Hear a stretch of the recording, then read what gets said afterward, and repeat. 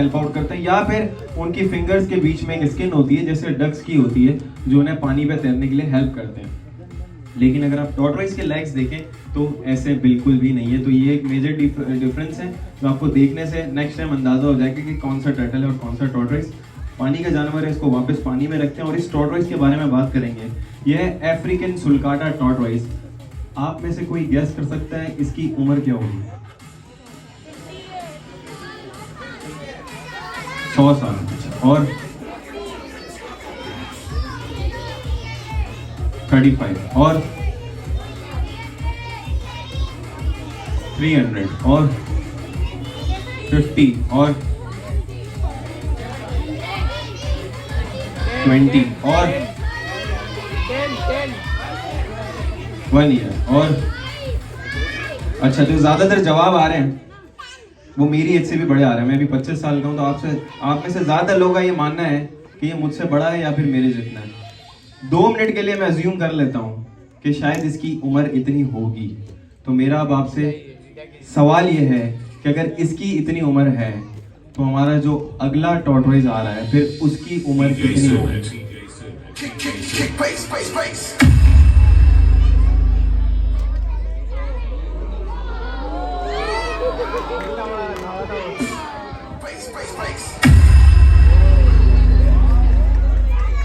इसके बारे में क्या ख्याल है? 500 और 15 years और 100 years, 80 years, 70 years, 30 years। चलें, इसके भी जवाबात तकरीबन इतनी ही बड़ी उम्र के आ रहे हैं। अगर उसका एवरेज निकालूंगा तो शायद ये मेरे वालिद साहब की एज से भी ऊपर जा रहा है।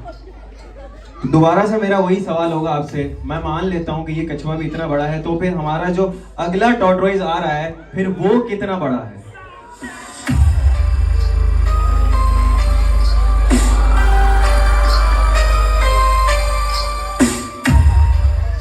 अब इसके बारे में क्या कहेंगे?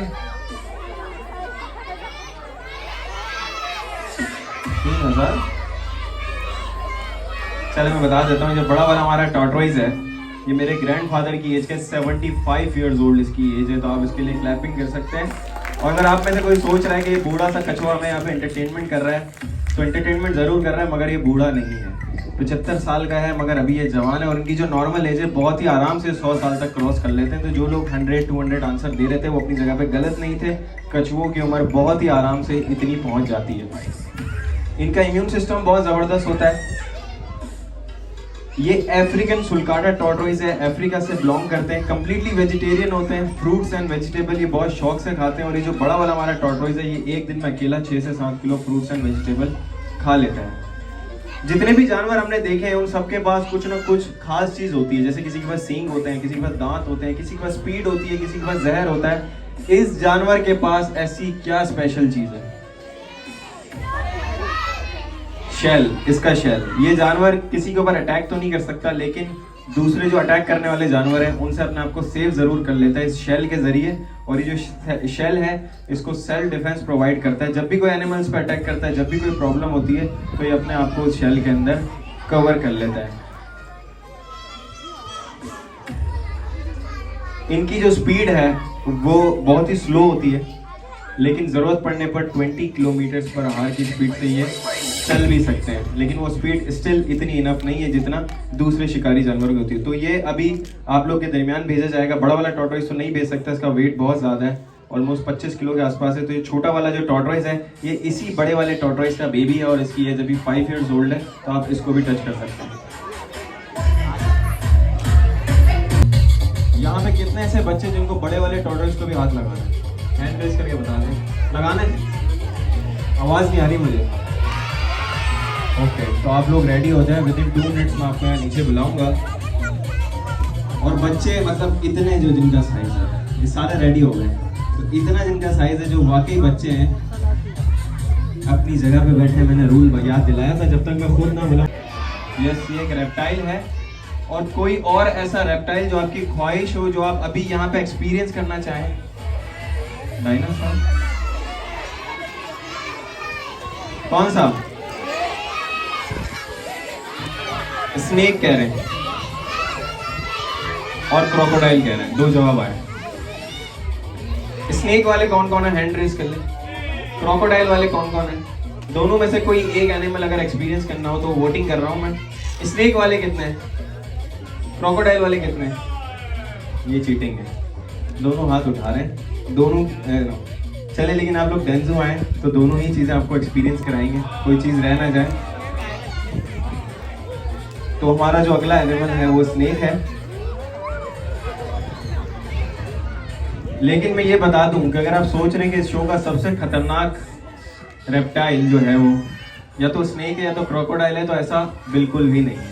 सबसे बड़ा और सबसे खतरनाक जो रेप्टाइल है हमारा वो इन दो एनिमल्स के बाद हम यहाँ पे लाएंगे, तो उसके लिए आप वेट कीजिएगा। अभी हम बात करेंगे इन स्नेक्स के बारे में।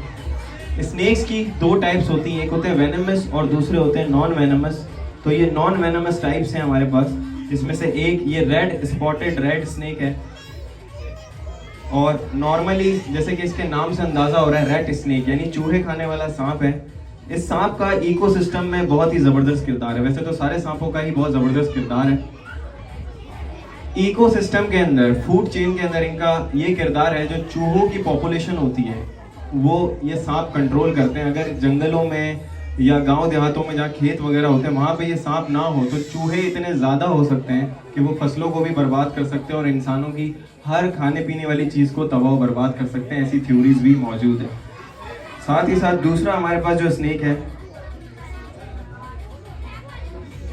ब्लैक कलर का ये स्नेक है। दिखने में बहुत ही खतरनाक लग रहा होगा लेकिन इंतहाई मासूम सा सांप है। ये भी नॉन वेनमस है। इसका नाम है सैंड बोआ स्नेक, यानी जमीन के नीचे रहने वाला ये सांप है जो अपनी ज्यादातर जिंदगी जमीन के नीचे गुजारता है। कभी कभार ही बाहर आता है और इसका जो उर्दू में नाम है वो है दो मुंह वाला सांप। अब आप सोचेंगे कि शायद इसके दो मुंह हैं इसीलिए नाम दिया गया, लेकिन ऐसा कुछ भी नहीं। दरअसल इसका फेस और इसका टेल दिखने में एक जैसा होता है, जिसकी वजह से इसको ये नाम दिया गया है। और सांपों की फैमिली में ये वो फैमिली है, बोआ फैमिली, जो अंडे नहीं देते, डायरेक्ट बच्चे पैदा करते हैं।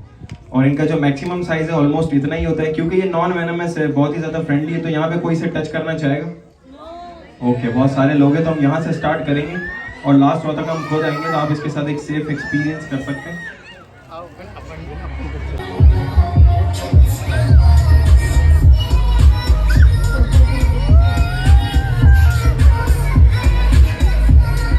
अभी लगाएंगे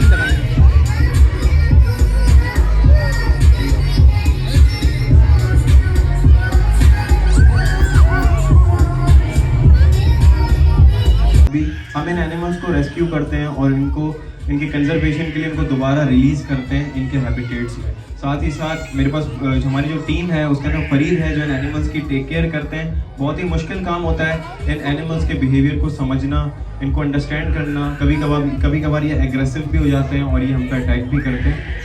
फरीद की आपने एक आइज़ देखी होगी जो इफेक्ट हुई हुई है। इसे एक हिरन ने जो है वो टक्कर मारी थी और इसकी आइज़ लाइफ टाइम के लिए ज़ाया हो चुकी है। इसी तरह के इनकाउंटर्स हमारे दूसरे जू कीपर्स के साथ भी होते रहे और दूसरे लोगों के साथ भी होते रहे। मेरी ये लेफ्ट आर्म के अंदर ये कट है जो कि क्रोकोडाइल बाइट था और उसकी सर्जरी हुई थी।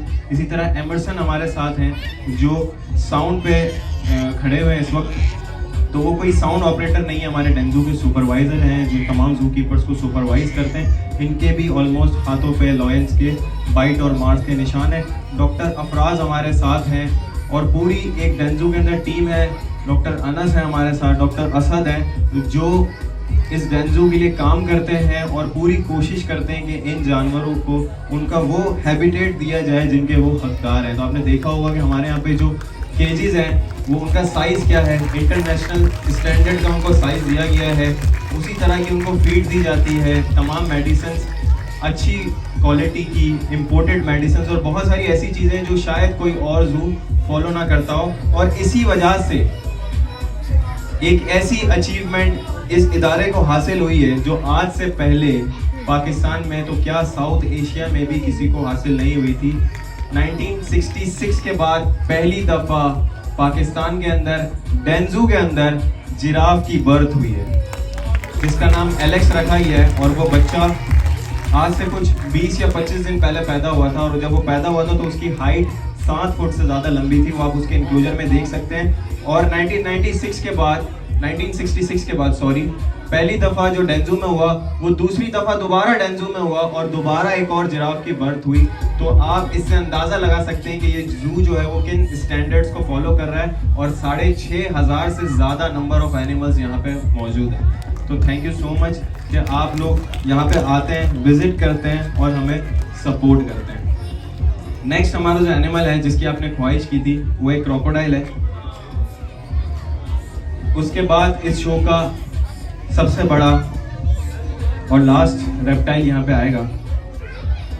तो ये क्रोकोडाइल बेबी आ चुका है। इसकी एज जो है तकरीबन 1.5 ईयर्स ओल्ड है ये भी। और इनके बारे में ज़्यादा तो नहीं बताऊंगा क्योंकि हम सबको इनके बारे में पता ही है कि किस तरह का जानवर है, क्या खाता है और कहाँ रहता है। लेकिन कुछ ऐसी बातें जो शायद आपको ना पता हो, इनकी जो टेल है उसमें उसके 2 तरह के फंक्शंस होते हैं। एक तो स्विमिंग करने में हेल्प आउट करती है, साथ ही साथ जब ये खाना खाते हैं उसका जो एक्स्ट्रा फैट होता है वो उनकी टेल के अंदर स्टोर हो जाता है और जब इन्हें खुराक की कमी होती है तो इस फैट के सहारे अपने आप को जिंदा रखते हैं। और बड़े क्रोकोडाइल जो है उनके बारे में ये भी कहा जाता है कि अगर 8 से 9 महीने में उन्हें खाना पीना ना मिले तो इस चीज़ के सहारे वो जिंदा रह जाते हैं इन वाइल्ड। साथ ही साथ इसकी आई बॉल के ऊपर एक स्पेशल किस्म की स्किन है, जैसे हमारी पलकें होती है इसी तरह की एक और स्किन है। जब ये पानी के अंदर जाते हैं तो वो ट्रांसपेरेंट स्किन इनके आई बॉल को कवर कर लेती है ताकि पानी के अंदर इन्हें सब कुछ साफ साफ नजर आए। और यही वजह है कि ये पानी के अंदर रह के भी पानी के बाहर जो जानवर है उसको बहुत ही आराम से अटैक कर लेता है। और इसके अंदर बहुत सारे ऐसे फीचर्स हैं जो डायनासोर्स के अंदर भी पाए जाते थे, तो ये कहना गलत नहीं होगा कि डायनासोर के कोई दूर के रिलेटिव हैं। अब हमारा जो शो का लास्ट और सबसे बड़ा एनिमल यहाँ पे आ रहा है, तो आप लोग इसके लिए रेडी हैं?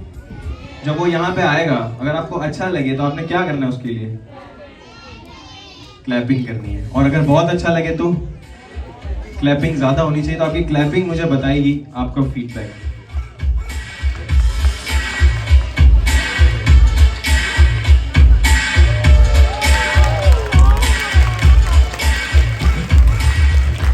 अच्छा, ये क्लैपिंग इसके लिए हो रही है। ये नहीं है लास्ट और सबसे बड़ा जानवर, सबसे बड़ा एनिमल अब आने वाला है। तो अब मुझे आपकी क्लैपिंग सुननी है।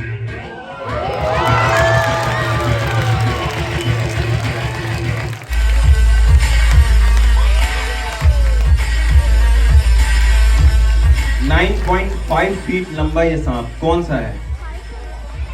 एनाकोंडा नहीं है, मुझे पता है, हम सबने मूवी देखी और हम सब यही समझते हैं कि हर बड़ा सांप एनाकोंडा होता है। ये पाइथन स्नेक है। पाकिस्तान में जितने भी सांप पाए जाते हैं उन सब में सबसे बड़ा होता है। नॉन वेनमस ब्रीड है ये, यानी इसमें जहर तो नहीं होता, लेकिन ताकत इतनी ज़्यादा है कि जब ये अपने शिकार को जकड़ते हैं, चाहे वो शिकार इनके मुंह से 5 गुना ही बड़ा क्यों ना हो, उसको जकड़ के उसकी हड्डियां तक ये तोड़ देते हैं और उससे साबित निकल लेते हैं। अब अंदाज़ा लगाएं कि ये जानवर इतना खतरनाक है कि अपने शिकार को साबित निकल लेते हैं। ये जो बड़ा वाला स्नेक है, अगर मैं इसके फूड का आपको अंदाज़ा करवाऊँ तो जो डक लेक में सबसे बड़ी वाली जो डक है, जो स्वान है, ये उसको भी बहुत आराम से खा सकता है, क्योंकि इनके जबड़ों में किसी तरह का कोई जॉइंट नहीं होता। तो उनके पास उसको खोलने के लिए एक अनलिमिटेड स्ट्रेचेबल स्किन होती है जिसको एक खोलते जाते हैं और जितना भी बड़ा शिकार हो उसको पूरा निगल लेते हैं। इन दोनों की जो उम्र है तकरीबन 6 साल है, लेकिन आप साइज़ में एक डिफरेंस देख सकते हैं। दरअसल पाइथॉन्स के अंदर जो मेल होते हैं वो छोटे रह जाते हैं और जो फीमेल्स हैं वो अपना साइज़ ग्रो कर लेती है, क्योंकि ये बड़ी तादाद में ब्रीड करती हैं। एक साल में एक दफ़ा ब्रीड करते हैं और एक वक्त के अंदर 22 से लेकर 100 तक अंडे देती हैं। स्किन ये अपनी चेंज करते हैं ऑलमोस्ट हर महीने में 1 से 2 दफ़ा। और ये बहुत ही कमाल के जानवर है। कोल्ड ब्लडेड ये जानवर होता है, इस वजह से इसको अपना बॉडी का टेम्परेचर खुद मेंटेन करना होता है। अगर मौसम बहुत ज़्यादा ठंडा हो जाए तो इसे धूप की ज़रूरत पड़ती है और इसे धूप में जाना पड़ता है, और अगर मौसम बहुत ज़्यादा गर्म हो जाए तो इसे पानी की नीड पड़ती है और फिर ये पानी के अंदर रहता है। तो आमतौर पर ऐसी जगह पे रहता है जहाँ पे इस तरह का वेदर इसको पूरा साल मिलता रहे। तो ये थे आज के हमारे लास्ट एनिमल। आपको हमारा शो कैसा लगा प्लीज़ मुझे क्लैपिंग के जरिए बता दें। आई होप कि आपको एंटरटेनमेंट के साथ साथ कुछ नॉलेज मिली होगी। मेरा नाम जिमी जुनैद है। हम इनके अवेयरनेस के लिए काम करते हैं, अवेयरनेस के लिए वीडियोस बनाते हैं टिकटॉक, फेसबुक और यूट्यूब पर। टिकटॉक पे हमारा सबसे बड़ा चैनल है पाकिस्तान को, जो सिर्फ जानवरों के लिए बनाया गया था। 9 लाख से ज़्यादा लोग जो हैं उसको फॉलो करते हैं, तो आप भी उसको कर सकते हैं। और इस हवाले से कोई भी काम हो तो आप हमें अप्रोच कर सकते हैं। Thank you so much. अभी हमारा एक और शो रेडी हो गया, एक म्यूजिकल शो है, आप उसको भी इंजॉय कीजिएगा प्लीज़।